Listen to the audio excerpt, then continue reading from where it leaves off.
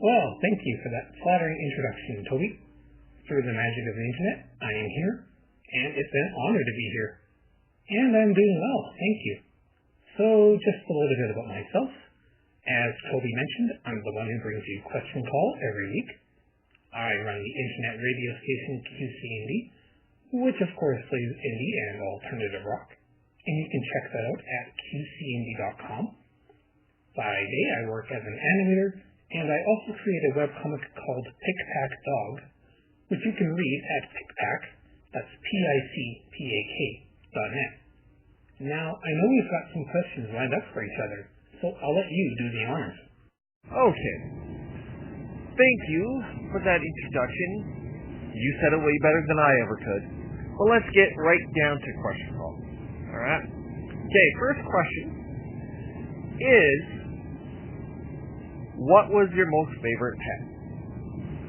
Anybody who knows me knows that I've had many pets in, over the time. But the ones that stood out the most was a little kitty cat by the name of Bud. He was like a brother to me. He had the attitude, he had the loving, and we both understood what we were trying to get.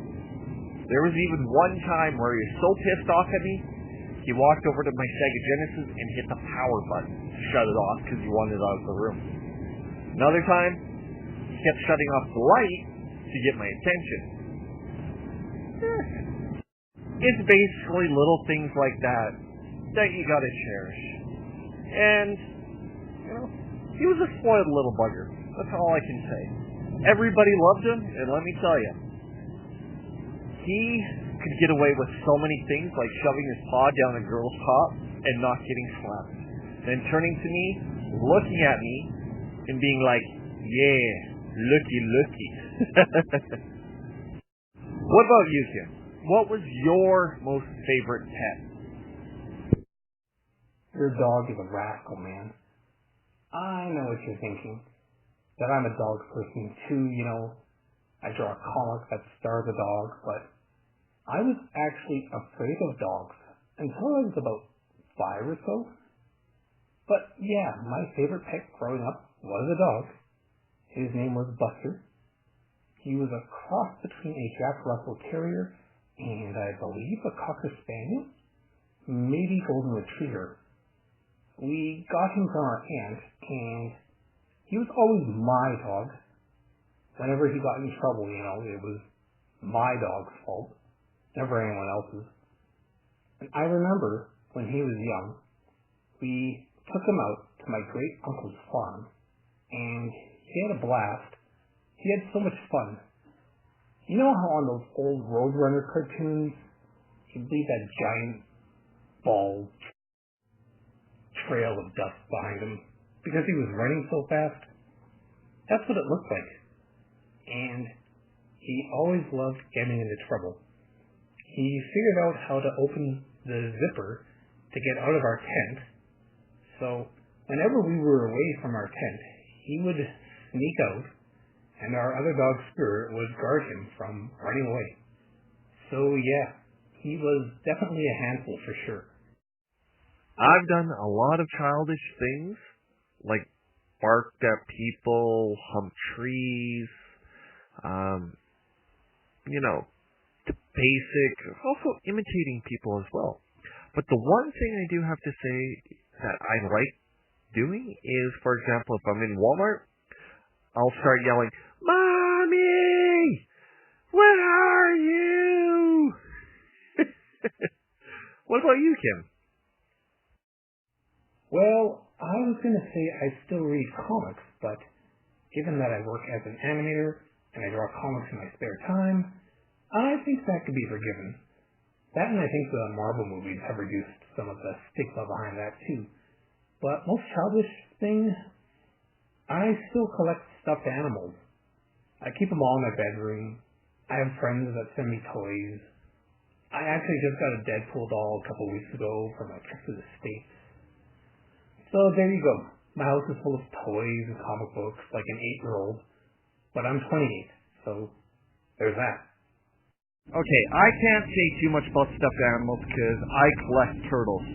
I haven't really bought any since 2009, but I'm kind of up there as well.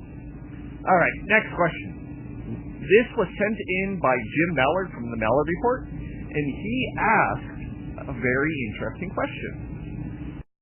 What is your dream job? My dream job, I think, would probably be working on the morning radio show in Minneapolis called The Power Trip on KFAN. Let's just say I base the Blitz Morning Show around the style that they do, because, you know, sometimes talk about politics and sports, we're a little thin.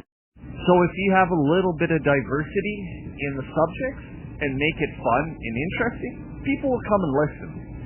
Hence another reason why I wanted to create Blitz Talks, but it kind of fell through because I didn't have anybody who wanted to come on and do a show.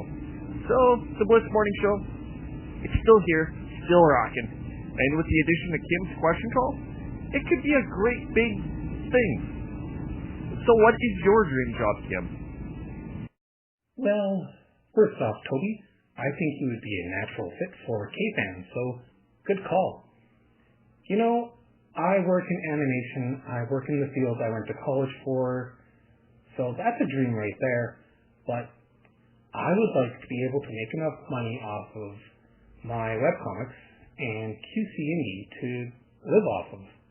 You know, be self-employed, work my own hours, and honestly, I always wanted to be a stay-at-home dad. You know, drawing comics is something you can do and still spend time with your family. And if I remember correctly, what I was about to say next actually leads into another question that's coming up, so I'll let you continue. For our final question right here in Question Call, the next question is, who was your role model as you were growing up? Me? That is a really good question. I don't know. I can't really think of a role model that I looked up to.